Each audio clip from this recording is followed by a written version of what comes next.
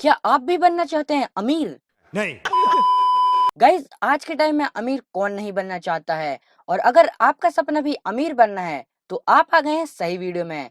तो आज की वीडियो में मैं आपको बताने वाला हूं कि रिच लोग अपने बच्चों को क्या सिखाते हैं जो मिडिल और पुअर क्लास नहीं सिखाते हैं। इस वीडियो के बाद आपकी जिंदगी बदलने वाली है। आखिर एक इंसान अपने आप को कितना दिलासा दे सकता है। सो लेट्स स्टार्ट दी आज की वीडियो विद आज के टॉपिक के साथ, हाउ टू बिकम रिच। अब जब तक कोई कान में झिंगू टांग के सांप को नाक में लेके मुंह में गीदड़ दबा के सब्सक्राइब के लिए ना कहो तब तक तो लोग सब्सक्राइब ही नहीं करते हैं। तो भाई सब्सक्राइब कर दो यार। Number 1, the rich don't work for money. तो दर्शकों, आपको अब तक लग रहा होगा कि अमीर लोग इसलिए इतने अमीर होते हैं क्योंकि वह लोग परिश्रम या हार्ड वर्क करते हैं, लेकिन आप बिल्कुल ही गलत हैं। According to the Robert Kiyosaki, जो best financial book rich dad poor dad के ऑथर हैं, पुअर और मिडिल क्लास के लोग मनी के लिए वर्क करते हैं, लेकिन जो रिच लोग होते हैं वो पैसे को अपने फेवर में काम कराते हैं। ऑथर के अंदर अमीर बनने का कीड़ा बचपन से ही था, इसलिए वे अपने दोस्त माइक के डैड के पास जाते हैं। हालांकि अंकल 8वीं फेल थे मेरी तरह, लेकिन फिर भी अंकल कई सारे सक्सेसफुल बिजनेस चला रहे थे। और जब ऑथर ने अंकल से पूछा कि वे ऐसा कैसे कर पाए, तो उनके अनुसार पैसे कमाने से भी ज्यादा महत्वपूर्ण फाइनेंशियल लिटरेसी होती है। मतलब रिच लोगों को यह पता होता है कि उन्हें अपने पैसे कहाँ इन्वेस्ट करने हैं। यह सबसे बड़ा फर्क है एक रिच पर्सन और एक मिडिल क्लास पर्सन के बीच में। और वह ये जानते हैं कि पैसे से पैसे कैसे कमाते हैं। और अंकल बताते हैं कि लाइफ आपको शब्दों से नहीं सिखाती है, वे आपको ठोकर मार के सिखाती है। और अमीर वही बनता है जो प्रॉब्लम्स को एक्सेप्ट करके उससे सीखता है। बहुत लोग सोचते हैं कि अगर उनकी सैलरी बढ़ जाएगी तो वे अच्छी लाइफ जी पाएंगे, लेकिन ऐसे भी लोग हैं जो ऑलरेडी हाई पेइंग जॉब में काम कर रहे हैं लेकिन फिर भी वे फाइनेंशियली स्ट्रगल कर रहे होते हैं। तो अंकल के अनुसार, भाई मैं कुछ ज्यादा ही उच्च कोटि शब्दों का प्रयोग कर रहा हूँ, अगर कुछ समझ ना आए तो गूगल कर लेना। हे विद्युत वेग से आने वाली लोहपतगामिनी के यातायात के निरंतर कच्छ महोदय, कृपया मुझे बताने की सूचित करें, हरित लालिमा लुपलुप दुमदुम का लौ लंपट पट्टी का यंत्र उठा है कि बैठा। ये सब लॉकडाउन में रामायण देखने के साइड इफेक्ट्स हैं। इसे हमारी आंखों से दूर ले जाओ। आप आंखें बंद कर लीजिए प्रभु, मैं दिखाई नहीं दूंगा।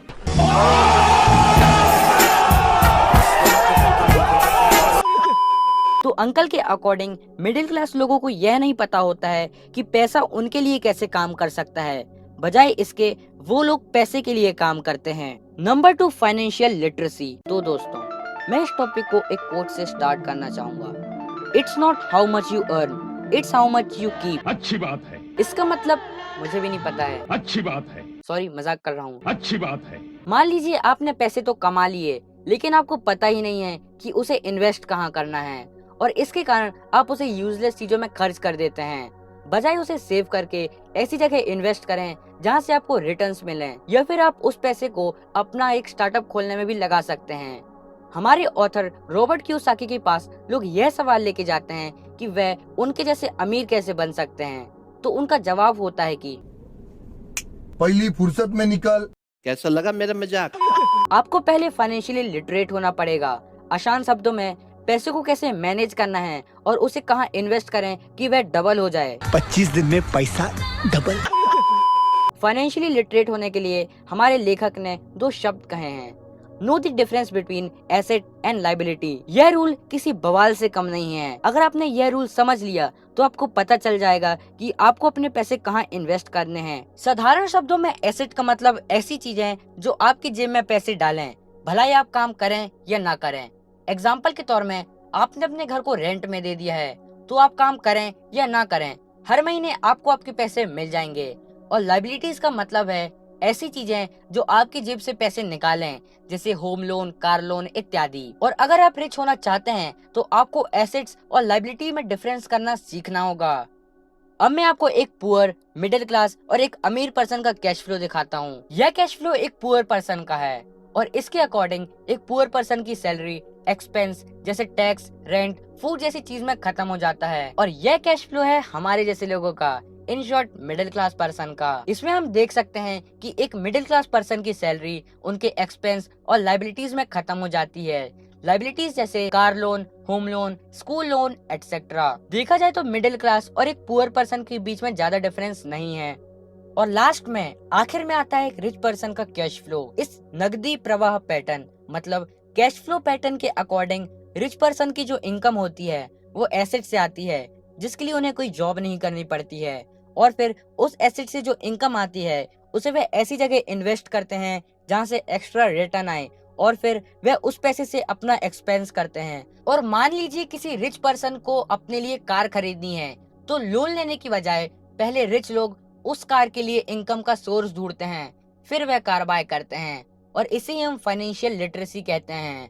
लोग यह तो सीख लेते हैं कि मेहनत करके पैसे कैसे कमाना है, लेकिन लोग यह नहीं सीखते कि उनका पैसा उनके लिए कैसे हार्डवर्क कर सकता है उनके फेवर में। गाइज, अगर आपको वीडियो यहाँ तक समझ में आ गई है तो एक लाइक जरूर कर देना। इस वीडियो को YouTube की मोस्ट लाइकेबल वीडियो बना दो। Number 3, always bye asset. तो मेरे प्यारे व्यूवर्स, इस टॉपिक को भी मैं एक कोट से शुरू करना चाहूंगा। Often in the real world it's not the smart who get ahead but the bold. Guys, इसका मतलब मुझे लिटरली नहीं पता है। अगर आपको पता है तो नीचे कमेंट में जरूर बताना। एनीवेज, टॉपिक में आते हैं। एक दिन हमारे ऑथर की उनके डैड से बहस हो गई। उनके डैड का मानना था कि उनका घर उनके लिए बेस्ट इन्वेस्टमेंट है, मगर वो रेट रेस में भाग रहे थे। उनकी इनकम और खर्चे बराबर ही थे। यही बात हमारे ऑथर उन्हें समझाना चाह रहे थे कि उनके डैड के लिए वो घर एसेट नहीं लायबिलिटी है। उन्होंने अपने डैड को बताया कि ज्यादातर लोगों की लाइफ लोन चुकाने में ही निकल जाती है। जिस घर को वे खरीदते हैं उसके लिए वे 30 साल तक लोन भरते हैं। कुछ लोग ऐसे भी हैं जिन्होंने घर खरीदने के लिए एक बड़ी रकम ली थी जितनी घर की कीमत नहीं थी। उससे ज्यादा कर्ज उनके सिर पर चढ़ जाता है। इसका सबसे बड़ा नुकसान लोगों को यह होता है कि वह बाकी जगह इन्वेस्ट नहीं कर पाते हैं, क्योंकि उनका सारा पैसा उस घर में लगा होता है। उन्हें कभी इन्वेस्ट करने का मौका ही नहीं मिलता है, और ना ही वह इससे कुछ सीख पाते हैं, और इस तरह कई सारे एसेट उनके हाथों से निकल जाते हैं। और इसके बदले अगर वह सिर्फ एसेट पर ध्यान दें तो उनका फ्यूचर कई ज्यादा बेहतर हो सकता है। मेरे ख्याल से यह सवाल तो आपके मन में होगा ही कि अमीर क्यों अमीर होते रहते हैं, वहीं मिडिल क्लास आगे क्यों नहीं बढ़ पाते हैं। इसके पीछे एक वजह है। कारण सीधा है। अमीर एसेट खरीदते हैं जो उनके पैसे दुगना करता रहता है। उस पैसे से उनके सारे खर्च मजे में निपट जाते हैं। और मिडिल क्लास क्या करते हैं, वे तो बस महीने के 1 तारीख का इंतजार करते हैं कि उनकी सैलरी कब आए। सारी की सारी सैलरी तो उनके पूरे खर्चे में ही खत्म हो जाती है, तो इन्वेस्ट कहाँ से होगा। और फिर जब सैलरी बढ़ती है तो उस पर टैक्स भी बढ़ जाता है, और उसी हिसाब से बाकी खर्चे भी बढ़ जाते हैं। फिर लास्ट में वही रेट रेस चलती रहती है। इसलिए हमें पता होना चाहिए कि हमें कब कहाँ इन्वेस्ट करना चाहिए। तो आज की वीडियो में बस इतना ज्ञान ही। See you soon in my next video. तब तक के लिए जय हिंद और देखते रहिए वे टू विज्ञान।